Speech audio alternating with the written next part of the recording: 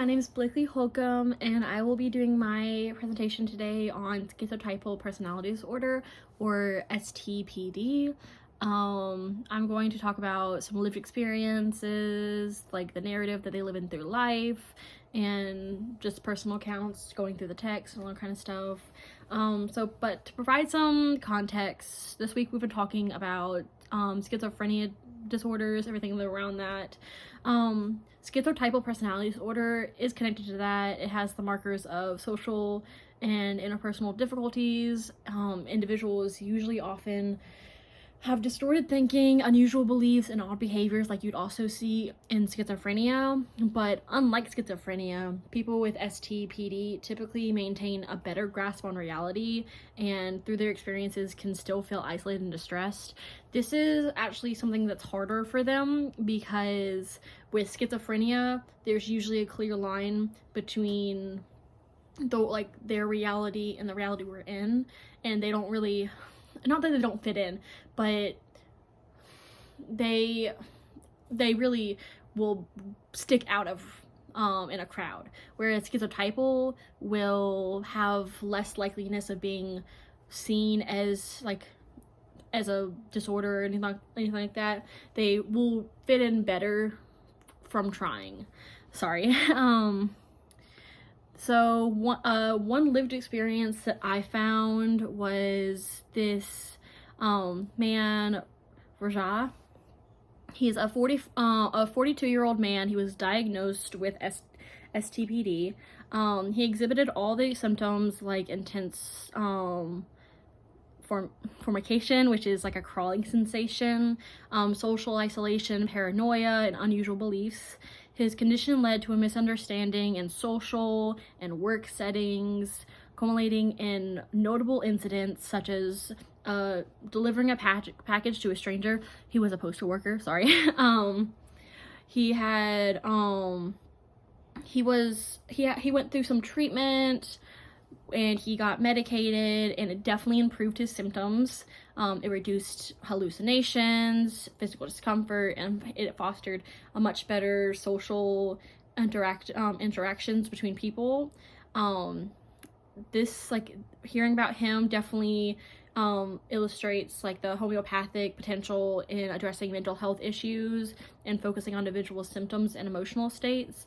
And it was cool to hear about how the different treatments that happened with him. Also, I found a few small stories, struggles, hopes, everyday things. But in the text, the first person accounts of mental health and recovery, I encountered individuals who described a persistent sense of feeling different from others, a sensation that went all throughout their social interactions. One account mentioned how everyone around me seems to be part of a world that I just couldn't understand. This highlights the detachment and confusion that often is associated with STPD. Another story that I was reading was on a blog called Mad in America. It emphasized the difficulty of trust they have. They often recount how minor social exchanges feel like complex puzzles being put together, and they feel like they're being tried, like you're tricking them through these conversations, because that's all that's running through my mind is every word you said. And it often leads to misinterpreting others' intentions and looking for further investigation. Some other things that you'll see with STPD patients is chronic anxiety and overthinking. Nearly every account that I read mentioned chronic anxiety manifesting overthinking, like the simplest social interactions. Individuals may replay conversations in their mind, analyzing every single word or gesture for any kind of hidden meaning or potential misstep. They have emotional flatness, dampness, or as I would just say, emotional numbness to everything. Often frequently reporting experiences of feeling like numb, and they feel like they can't fully engage with their emotions, and some describe it as a feeling of detachment from their feelings, and they feel almost like they're observing everything from a distance. They have a desire for self-understanding. Many people with STPD experience a desire to understand themselves better and make sense of the ways they experience the world.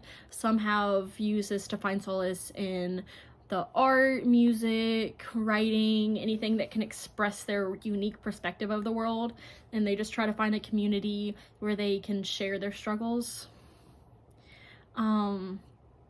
Some common things also I found in the stories were they had alienation, loneliness, a sense of being different and disconnected from everything. They had misinterpretation. They perceive things as suspicious, confusing, stressful. They struggle with their identity, of course, as I've said. They also have a yearning to connect, but have the thoughts of avoidance. So they often feel withdrawn from social connections, but want to be there for them, just they can't. These all like show how this can impact, and that's one thing I noticed a lot with schizotypical is it's a lot in the mind and not showing in the body. It's like an out of sync experience from their mind and their body. But yeah, that's what I have so far for schizotypical personality disorder. Thank you for listening through all of this stuff. I want to have a better understanding and deepen our empathy towards this community. And if you're interested in learning more, I'm going to have some links at the bottom. I would definitely say look at the Mad in America because they have a bunch of different stories on there. Thank you.